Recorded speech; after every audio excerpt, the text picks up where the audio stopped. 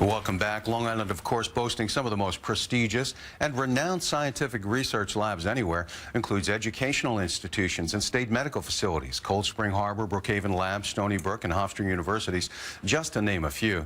Now, inside of these institutions are highly trained and brilliant researchers laboring away on innovations that can change our world and even our lifestyles, whether it's a better battery to power everything, or better apps for your phone, or consumer items like a solar-powered beach cooler that doesn't need ice to keep your beverages cold. Now, what these researchers do has an enormous impact, from the hundreds of millions in federal and state grants they attract to the knowledge that they pass on to their students. So I guess it's no wonder that we now learn that other states are in a high-stakes competition now to hire away these researchers, even scrambling to lure them away so that their regions can become leaders in these emerging technologies and industries. Joining us now to explain this growing phenomenon are Joe Wiederhorn. She is representing the Associated Medical Schools of New York, and Dr. Helene Benveniste, professor of radiology and anesthesia at Stony Brook University. She also started up an MRI research center there, and welcome to the show, ladies. Thank you. Let me begin with you, Ms. Wiederhorn. Explain this issue of people being lured away. I don't think most of us were even aware of that. Well, it's really can best be described as a brain drain, where we educate people, we train them, and then we set them up in nice laboratories and they begin to do their research. But then other states have been putting a lot of money into taking our researchers away. And why would they do that? Because we're having so much success with it, right?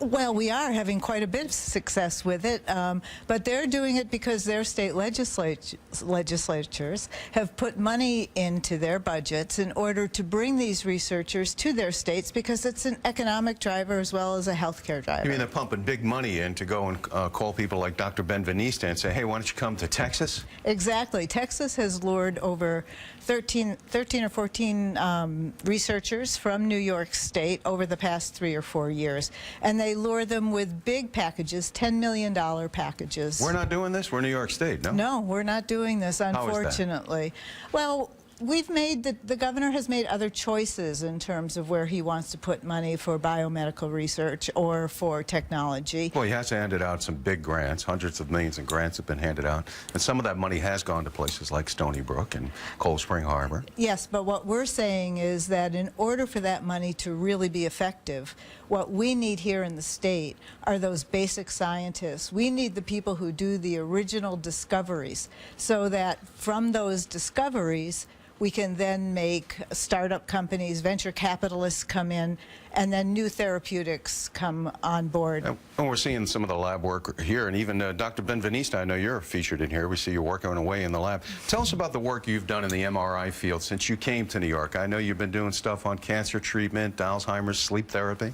So the latest that I'm really enthusiastic about is how to visualize how the brain cleans and removes waste.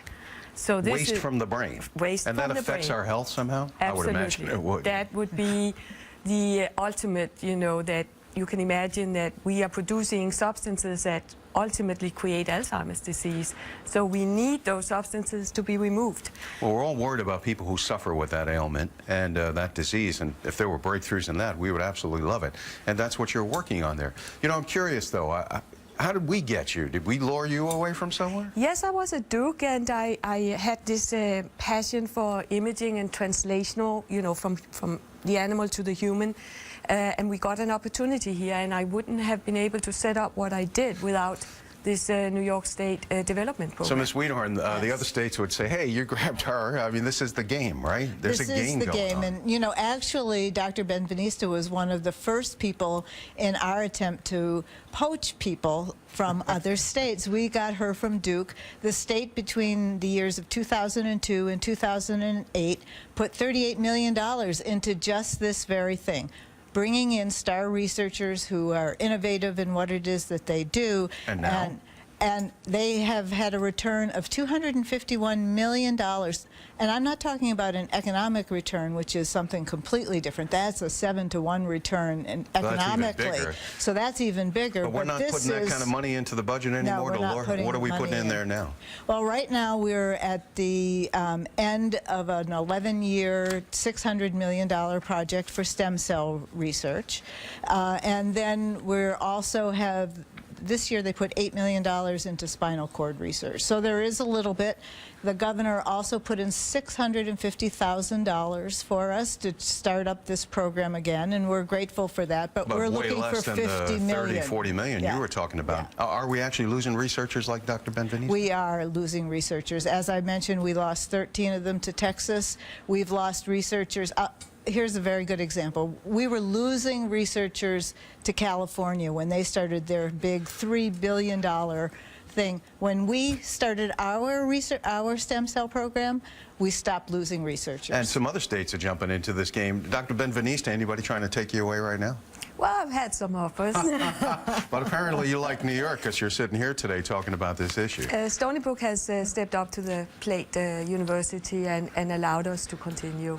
Well, I know you folks are hoping lawmakers hear this, and this is part of the budget game, everybody lobbying, yes. and I think that's what you want, Ms. Wiederhorn, is that they'll put more money into this. But we're aware of the issue now. We'll see how it all happens now with the budget shell game that's going on. We want to thank you for coming in. Joe Wiederhorn, president of the Associated Medical Schools of New York, and Dr. Helene Benveniste of Stony Brook University. Thanks for explaining this issue to us today and this growing phenomenon.